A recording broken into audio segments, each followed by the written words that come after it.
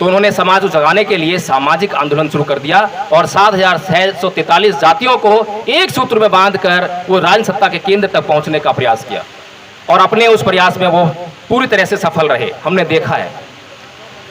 लेकिन उसके बाद क्या हुआ?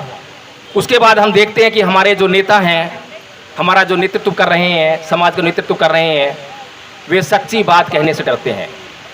मान्यवर साहेब कांसीराम जी ने जब सामाजिक आंदोलन करके जो सत्ता हासिल की थी, उसके बाद अगला कदम जो है धार्मिक आंदोलन का ही था। इस बात को हम समझ नहीं पाते, क्योंकि सांस्कृतिक परिवर्तन जब तक इस देश में नहीं होगा, अगर हम दूसरों की संस्कृति के अधीन जीते रहेंगे तो वो संस्कृति हमें लगातार गुलाम बनाए रखेगी। आज भी मैं देख रहा हूं कि यहाँ पर बैठे हुए जितने भी लोग हैं वो कहीं ना कहीं उस संस्कृति से जुड़े लोग हैं, जो संस्कृति हमें लगातार गुलाम बनाने का प्रयास कर रही है। तो सच्ची बात तो ये है कि हमारा ये सांस्कृतिक मामला है। आज डॉक्टर रितु की लड़ाई नहीं है। डॉक्टर रितु आज सक्षम है, वो ऐसा आंदोलन यहाँ पर लगा सकती हैं, आज तमाम साधन उनके पास है। लेकिन आज हमारे समाज के ऊपर लगातार रोज अत्याचार हो रहे हैं। मेरे पर रोज फोन आते हैं कि सर यहाँ पर ऐसा हुआ है, मेरे ऊपर SC ST एक्ट में अत्याचार हुआ, मैंने FIR लिखाई, चार्जशीट फाइल हो गई है, लेकिन गिरफ्तारी नहीं हुई है, लेकिन कोई उनको जो है सहायता नहीं मिल रही है। फिर गरीब लोग हैं, वो ऐसा आंदोलन नहीं कर सकते हैं, अपनी आवाज को इतने बड़े पैमाने पे पहुंचा नहीं सकते हैं। हम लोग भी उनको तवज्जो नहीं देते हैं, क्योंकि जब तक कोई मामला समाज का हाईलाइट नहीं होता है तो वहां पर हम लोग पहुंचने का काम नहीं करते हैं। तो समाज को उन अत्याचारों से निजात कैसे मिलेगी, उनको न्याय कैसे मिलेगा? आज डॉक्टर रितु की लड़ाई जो है अपने लिए नहीं, उस समाज के लिए होनी चाहिए। लेकिन वो समाज के लिए जो लड़ाई तब कर पाएंगी जब उन्हें परम पूज्य बाबा साहब डॉक्टर भीमराव अंबेडकर की जो लड़ाई है वो अच्छी तरह से समझ में आएगी। तो जब हम कहते हैं कि सांस्कृतिक लड़ाई है, उसमें अगर हम सोचें कि हम कहाँ पाते हैं अपने आप को, अभी हम कहाँ पर हैं? अभी जो परम पूज्य बाबा साहब डॉक्टर भीमराव अंबेडकर के साथ में जिन लोगों ने धर्मांतरण किया 1956 में, वे लोग कहाँ हैं? किस संस्कृति का हिस्सा है? क्या उन्होंने सांस्कृतिक परिवर्तन कर लिया है? बिल्कुल भी नहीं किया है, केवल नाम में परिवर्तन हो गया है। पहले वो कुछ और लिखते थे, अपने नाम के आगे जो है बौद्ध लगाने लगे हैं, तो ऐसा लगता है कि शायद परिवर्तन हो गया है। हमारे सोचने का ढंग, बातें करने का ढंग अभी भी हिंदू संस्कृति से ही लिप्त है, ब्राह्मण संस्कृति से लिप्त है। ब्राह्मण संस्कृति कहती है कि हिंसा से ही सभी बातों का समाधान हो सकता है, लेकिन जिस संस्कृति की ओर परम पूज्य बाबा साहब डॉक्टर भीमराव अंबेडकर इशारा करते हैं, वो संस्कृति कहती है कि ना ही वेरेन वेरानी समंति कुदाचनंग अवेरेन चय समंति ऐस धम्मो सनातनो, कि वैर से कभी वैर शांत नहीं होता, अवैर से ही वैर शांत होगा। जब हम राजनीतिक लड़ाई करेंगे तो हमें जो है चुप रहना पड़ेगा, कहीं ना कहीं जो गलत हो रहा है उस पर भी चुप्पी साधनी पड़ेगी। लेकिन जब हम सामाजिक कार्यकर्ता के तौर पर समाज में निकलेंगे तो जो गलत हो रहा है उसको सुधारने का काम करेंगे, सही करने का काम करेंगे, और हमारा मकसद जो है समाज में गलत हो रही बातों को सुधारना चाहिए।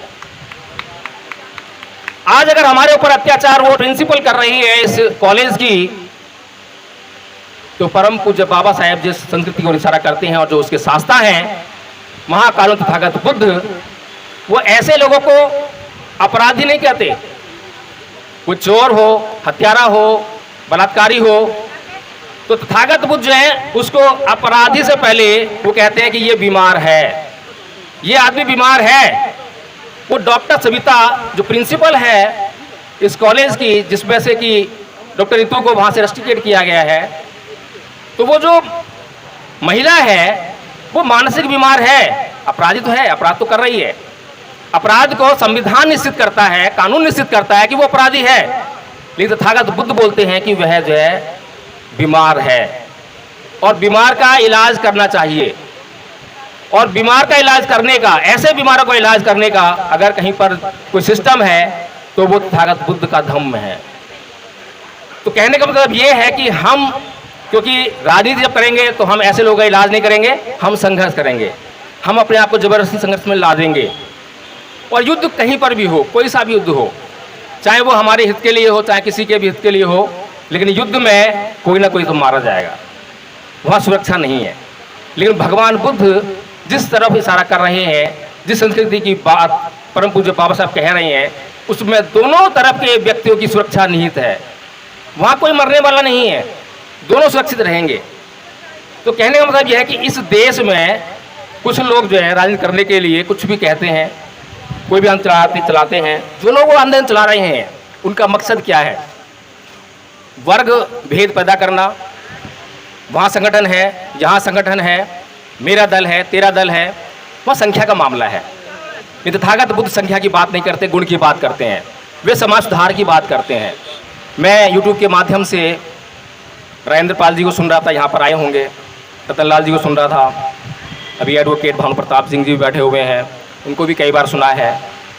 तो मेरी पीड़ा हमेशा ये रहती है कि जो परम पूज्य बाबा साहब डॉक्टर भीमराव अम्बेडकर, उनको पढ़ने का काम हम इल्ज़ाम लगाते हैं कि जो अनपढ़ समाज है, कम पढ़ा लिखा समाज है, वो पढ़ता नहीं है, समझता नहीं है।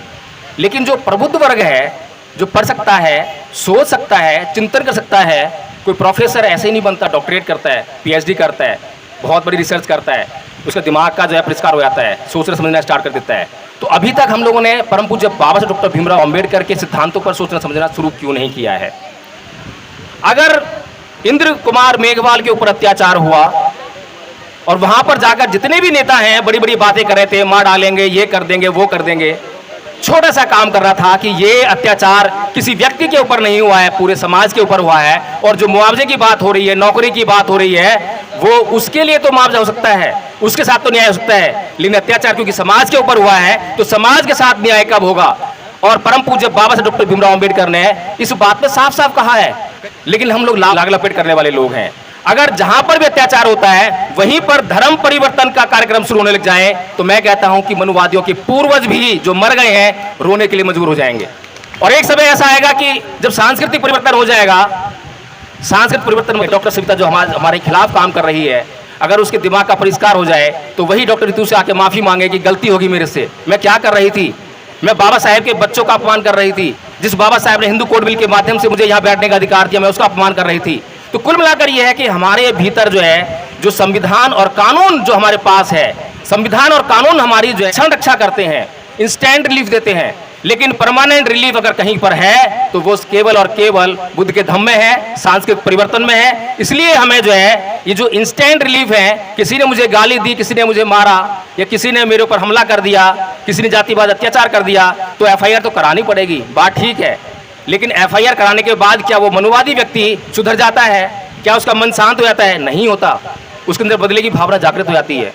तो कुल मिलाकर कहने का मतलब ये है कि अगर हम इस देश में उन मनुवादियों को इस देश से बाहर नहीं निकाल सकते हैं, या कोई दूसरा देश बनने की संभावना नहीं है, उनको भी इसी देश में रहना है और हमें भी इसी देश में रहना है, तो जरूरत इस बात की है कि उनको सुधारा जाए। तो हमें इस देश का निर्माण करना है और इस देश में वो सांस्कृतिक परिवर्तन करना है। जो संस्कृति जो है, कृष्ण जी खड़े हुए युद्ध के मैदान में कहते हैं कि अर्जुन मारो, वो तुम्हारे रिश्तेदार हैं, उन्होंने अधर्म किया है।